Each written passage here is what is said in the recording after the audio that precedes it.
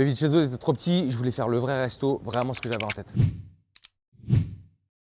Avec un four à bois au milieu de la salle devant les clients, une vraie cuisine de préparation et une vraie terrasse. On sortait du Covid, tout le monde déprimait, tout le monde galérait et moi à ce moment-là je signais pour une vieille crêperie. La dernière vieille affaire de la rue Saint-Léonard, au bout de la rue des Carmes. En tout cas, moi je rêvais de cette rue-là. L'inspiration c'est la côte amalfitaine, avec des citronniers, avec du marbre de Carrare, un délire vintage. On a fait toute la démolition nous-mêmes, on a appelé des potes, j'ai loué une vieille R5 avec la remorque qui se dépliait pour aller à la déchetterie. On a tout chiné, les luminaires, le mobilier. Mais cette fois, on a plus investi, on a pris un vrai architecte, on a pris des artisans. On a voulu faire un vrai resto, un truc carré et pro, quoi. Et enfin, j'ai eu mon four à bois, un beau four à bois posé au milieu de la salle du restaurant.